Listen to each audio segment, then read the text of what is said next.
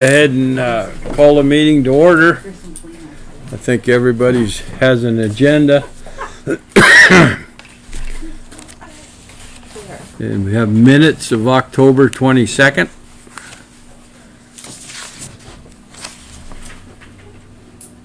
I would move to approve as written. We'll second that. It's been Just a minute here. Erling, just give it here. moved and seconded to approve the minutes from October 22nd. Is there any further discussion? None appearing. All in favor say aye. Aye. Opposed? Motion carried. We have 3 road encroachments. The first one is Northwestern Energy. It's on 6th Lane Northeast. And I'm not sure of the crossroad. 151 6th Lane Northeast. They're gonna put a 2-inch gas line under the road. Alan brought these in, but he never signed off on this. I told him we're just putting in his box. I would move to approve that road encroachment. No second that. Moved and seconded to approve the road encroachment at 151 6th Lane Northeast, Northwestern Energy. Any further discussion? Chairman, so Alan did review these though, and he's okay, he just forgot to Yeah. sign them? Yep. Okay, thanks. Any further discussion? None appearing. All in favor say aye. Aye. Opposed? Motion carried. We have a road encroachment in 3 Rivers Telephone, and it's at 52nd Lane Southeast, and it's to provide fiber optic to that site, and that's when you come out of Fairfield and make the corner by That subdivision. where you turn east, go past the golf course. If you look off to the kind of the northeast there's a new house going up there, a big one. That's this place. And is that Three Rivers Communications on that one? Yes. Okay.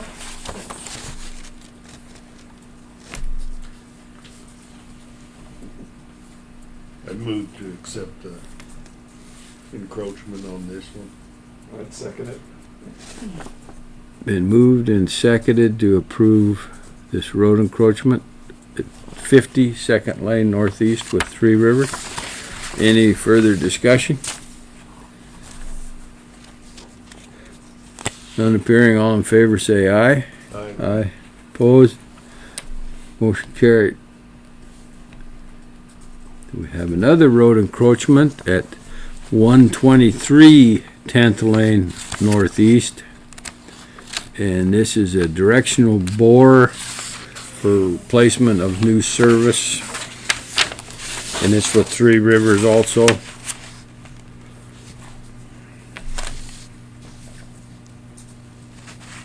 It's a replacement.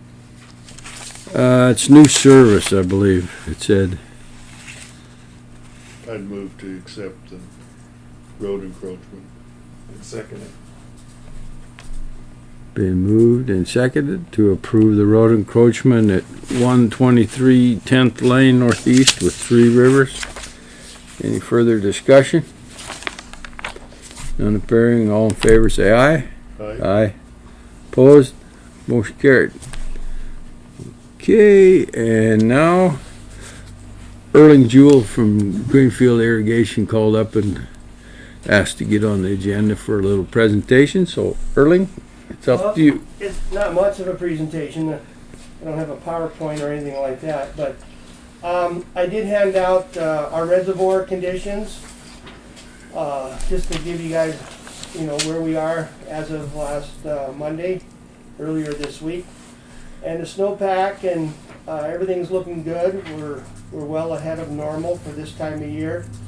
Gibson and Willow Creek are about where they need to be this time of year, and the rivers, we actually bumped their releases into the river a little bit. This precip that we've been getting, some of it's been rain on snow. It'd snow a little bit, then we get some rain, and it all come down into the reservoir. So we held it back, but now we're going to let a little down the river. So everything's looking good from a reservoir and snowpack operations as of this week. We talked a little bit about the Pitchkin Supply Canal work we're doing that has precluded people from going from Sun Canyon area to Pitchkin, that route. We hope to have the road reopened so that we limited traffic through probably in a couple weeks, depending on how weather is. This week we got a lot done. Next week looks to be somewhat favorable as well. Those major pipes have been installed, and we are in the backfilling reconstruction phase, so things are going well.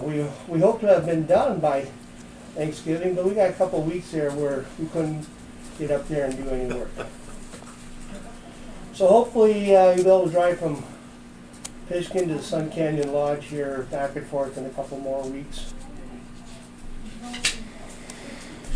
The other thing I wanted to visit with you a little bit about the Pitchkin Supply Road is the Sun River Bridge that's on the Teton County boundary with Lewis and Clark County. That bridge is owned by the government, Bureau of Reclamation. Sits on Forest Service land, but GID is responsible for its O&M. So anything that has to be done, we are required to pay for. It's a 100-year-old bridge. Initially, that bridge was built to carry the siphon, a wood stave pipe,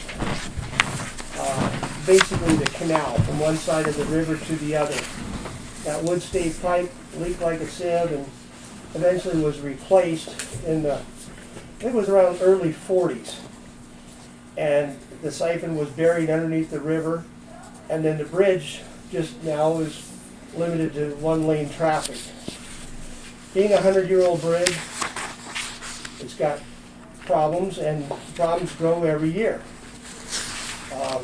I just look at the list of requirements from the Bureau of Reclamation on what it would take to keep that bridge going, and right now the load restrictions are very low because of its diminishing condition. So the amount of money it would take to reestablish the full service of that bridge, in my opinion, is not money well spent, because you basically are just going to get a polished up old bridge. It's never going to be the way it was on day one. So we've elected to put our efforts into replacing that structure with a new bridge. And we hired an engineering firm to develop alternatives and options and kind of get our arms around what the costs would be. It's about an $8 to $10 million project, and there are several sources of funding that we are procuring, or I should say that we're pursuing. One of them is actually money that Reclamation goes after directly from the Federal Highway Administration. And we were successful on that first leg of funding to the tune of $1.8 million. And that basically matches what the government is supposed to contribute towards the project. The next leg of funding, the funding opportunities coming out this December or January, and that's one that GID has to take the lead on. We have to be the person who fills out the application for that. And that will hopefully fill in the rest of the funding, which is about 8.3 to 8.5 million. We feel pretty good about our chances, although we haven't even started the grant application. The first leg of funding, the first attempt failed, and then we regrouped and submitted on the next one. Now that we got that first 1.8 million, you know, they're aware of us. We're on the radar. We have a legitimate project. We got the first, so we feel like, okay, now we're moving forward, and we have a legitimate project in the eyes of the Federal Highway Administration and the funding opportunities.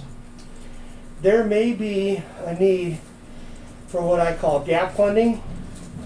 Hopefully those 2 grants will pay for everything, but you know how that goes. I reached out to the Treasure State Endowment Program, TSEP, which you know funds water and sewer projects and also bridges. And I argued with TSEP that we are a government, you know, we're properly defined in state statute and all that stuff. And they were a little taken back that an irrigation district would go after TSEP funding. And I argued that the number of members that we serve is bigger than many communities' water and sewer projects that they fund. Our financial economic impact is large, but for whatever reason they just considered that we were not much or not big enough of a government. And they just said, well, you can go after the RRGL, the DNRC funding. Of course, this is a bridge and not a water resources project. So I am hoping that Teton County would assist GID in helping to sponsor a TSEP application for this bridge.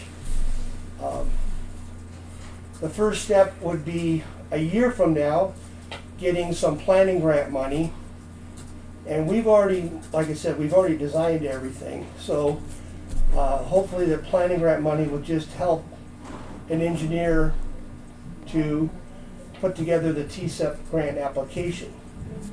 Would not necessarily cost the county anything. The planning grant money would pay for the engineer, and then of course any kind of grant requirements, matching funds would come from GID. And this is not uncommon. As you know, like the Teton Canal Cooperative north of Choteau here, they're not a state organization as far as irrigation district, so the Teton Conservation District will sponsor grants on their behalf to DNRC. So we're asking that the county would do something similar for GID through the TSEP program. And obviously this bridge is beneficial, I think, you know, for access, emergency vehicles, land access, recreational, you know, it's an important structure, and it continues to become an issue, and we cannot tear it down on purpose. I feel like we'd probably get sued by the public lands access people, and we know recent activities how that goes. But if it fell down on its own, obviously we're not obligated to replace it. So I think it serves a public benefit, and I'm not sure if Lewis and Clark County feels the same way, because you know half of it's on their side, but it's to get away from them and go towards Teton. So anyway, we don't need to make a decision today, obviously. We've got quite a bit of time, but I just wanted to plant the seed for us to think about it and think about the what ifs. Again, there would be no financial impact to the county, which is what I would strive for. And if you have any questions for me, there was also that handout, the press release on the first leg of funding, and then it kind of explains that program that's funding that first portion of the funding. All righty, well, thank you. Yeah, I agree with you. It's pretty important to have that bridge in there. And they're not getting any cheaper to put in. All righty, thanks. Jim, can I comment at this point? You betcha. So there are several residential structures there, whether they're year-round or just seasonal. But in either case, over the years, that's how their access has been developed. So, and I don't have a count of the residences, but it's something that we probably should look at to see how many residences are served by that access point. And you know, there are other ways to access it, but they aren't very easy. So yeah, that bridge is important to some residences in Teton County as well. And that's a good point. You know, right now, if the bridge was not there, people could still access their land. It's just very inconvenient to go, you know, one way or another, go the long way. The bridge also precludes a lot of traffic, precludes boat trailers and campers, precludes our maintenance equipment. If we want to do work literally on the other side of the river, we have to go all the way around through Pishkin, or, you know, in the past they've crossed the river with their heavy equipment, because we do have a access there. We can't do that obviously when you have higher flows. A lot of people, a lot of ranchers utilize federal and state pastures and private land, and of course in the fall you're not going to run cattle trailers across the old bridge. So the new bridge would still be a single lane bridge, but it'd be a wide single lane, and the access would allow, you know, heavier and longer vehicles. Okay, thank you. You guys have any questions, comments?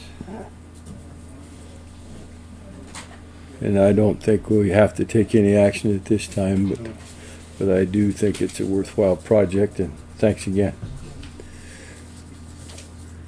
Post-election audit appointments. Did you want me to say something about the Sun River watershed? You could. Go ahead.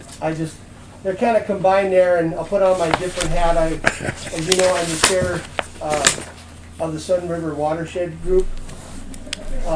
And Tracy handed out a pretty good, extensive briefing of what we've been working on. I just wanted to thank Teton County for its continual support of the Sun River Watershed Working Group. We've been doing a lot of good things the last couple of years, and we've got some things planned in the future, and Tracy is doing an excellent job making that happen. We got a lot of projects we're working on that are both in Teton County and Lewis and Clark County. So again, we appreciate the Teton County's financial support and just your general support. And if you have any questions on what she handed out, I may or may not be able to answer them. I'm good. I'm good. Okay. Thank you for that. Yeah, thanks, Erling. And we can get you a copy of this, Mel, if you want. Okay, post-election audit, Judy Vervick and Bev Maples. Correct. I would move to appoint those to the post-election audit. I'll second that. Been moved and seconded to appoint Judy Vervick and Bev Maples to the post-election audit committee. Is there any further discussion? May I comment? Yes, ma'am.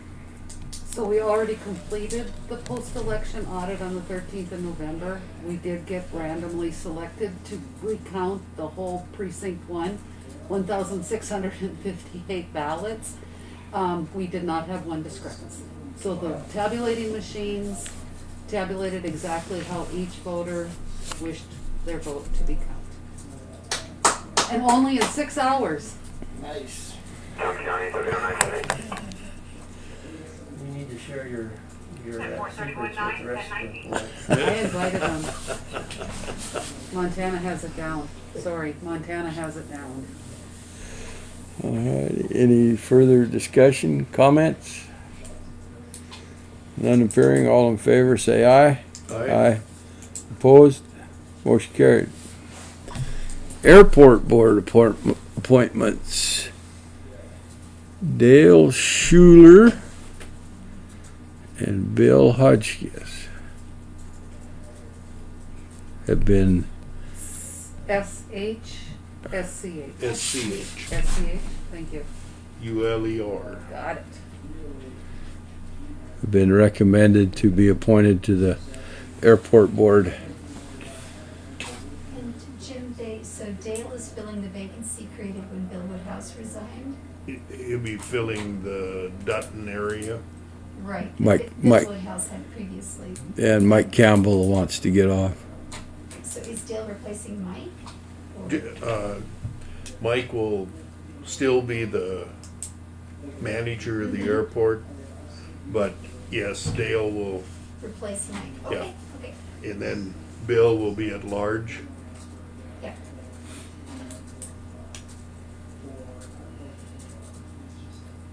And we're hearing some good things that Jack Hinman is getting better, which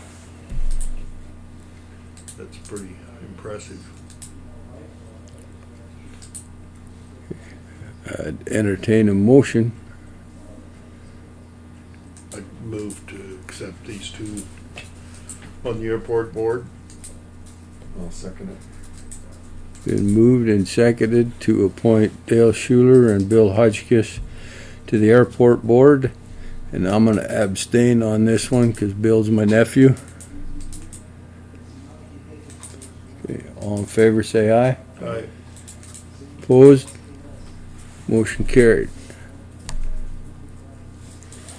And the Eureka FEMA grant. This is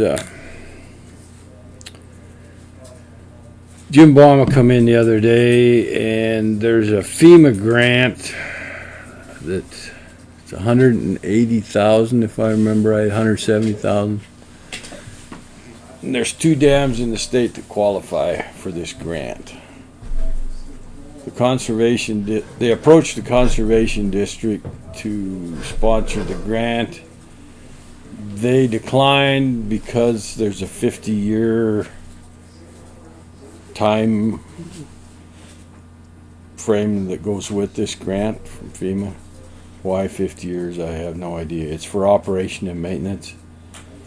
So Jim Bauma come in and asked us if we would consider sponsoring it.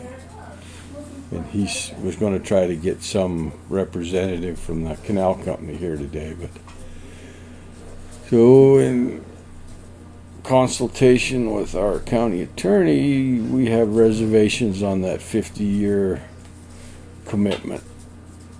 So I called Jim Bauma and suggested that he go through the Port Authority to sponsor that. And I have heard not anything back from him. He was leaving to go somewhere today, Jim Bauma was, so that's where it sits now, but we had it on the agenda just in case something materialized. And that takes care of the agenda items. On commissioner reports, we were asked to provide a letter of commendation to Jacob Major on attaining the rank of Eagle Scout, and we did that. Thought that was a worthwhile endeavor. You gentlemen have anything to report?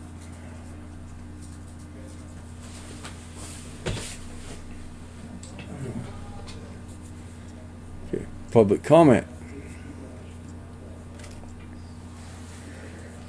So I don't think I'm telling you anything you don't already know, but a FEMA grant can be really complex. And so in addition to the 50 years, you are going through with a federal agency their criteria. And for someone not to be here to present, it makes me wonder how serious Eureka is about it. And they have to be serious about it because it's gonna be a fair amount of work involved to it. And Jim told us that Norman Haug did a bunch of work on this. Excuse me, prior to this. Well, I think Norman got off of that board. Gary Passmore took the ball and was running with it, and unfortunately he got COVID and passed away. So it fell in Jim's court, and he wasn't real versed in it. But nobody could really answer the question of what liability went along with that. In the, heaven forbid, the dam washed out. Would that put the county on the hook? Can I say something? So Yep. Joe Coble responded with that MOU and said Teton County will not be participating, not thinking about it. I mean, that was stated in there, that Teton County will not. Yeah. So, because he reviewed it, so. Do they have other alternatives though? So the conservation, did you say the conservation district already decided not to Yeah. sponsor of it? Yeah, due to the same concerns that we had, the time frame and or maybe the liability that went along with it, as it was explained to us. And so, like I say, I referred it to the Port Authority, or told him to go to the Port Authority and see if they would do it. And the kicker is it's got to be in by the end of the month.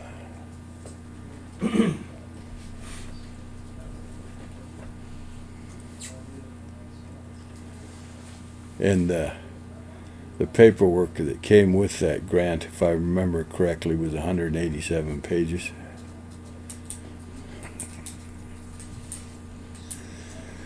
All righty. Any more public comment? I would just at this time like to thank our election administrator and her staff that pulled it off pretty good in a not so uncertain times. They have perfected a pretty good process to get us through an election, and I think they need to be commended for it. Yep, I would Thank say you that. guys. Yep. It's the support of everybody. I mean, everybody, including the Acantha. We work hand in hand with Melody and Jeff and getting all the advertising, and Jeff lets me, he makes the nice ads in the paper and then makes them so I can print them off and post them, so that works really nice. Any other public comment? Our next meeting will be scheduled for December 3rd. And with that, Well, I'm saying something, you were gonna do oath of offices on December 31st, we can't. They're not gonna be here, so we scheduled it for December 17th during a regular meeting. okay.